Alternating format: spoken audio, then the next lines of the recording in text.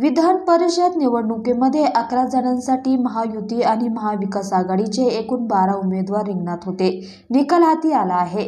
महायुतीचे सर्व उमेदवार विजयी झाले, तर महाविकास आघाडीच्या एका उमेदवाराचा पराभव झाला. शेतकरी कामगार पक्षाचे नेते जयंत पाटील यांचा पराभव झाला. त्यांना राष्ट्रवादी शरद पवार गटाने पाठिंबा दिला होता. जयंत पाटील यांना पहिल्या पसंतीची अवघी 12 मतं मिळाली. या पराभवामुळे आता शेकापचे जयंत पाटील तब्बल 24 वर्षांनंतर विधिमंडळाच्या सभागृहात दिसणार आहेत.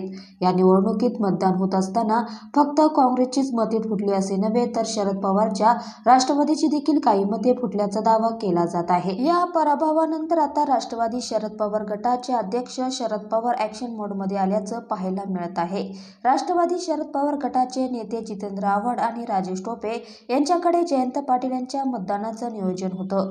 विधान परिषदेत जयंत पाटील यांचा पराभव झाल्यानंतर आता शरद पवार यांनी जितेंद्र आव्हाड यांना सिल्वर ओकवर बोलवलं आहे. सिल्वर ओकवर सकाळी 10 वाजता ही भेट होणार आहे. या भेटीवेळी जयंत पाटील हे देखील उपस्थित राहण्याची शक्यता आहे.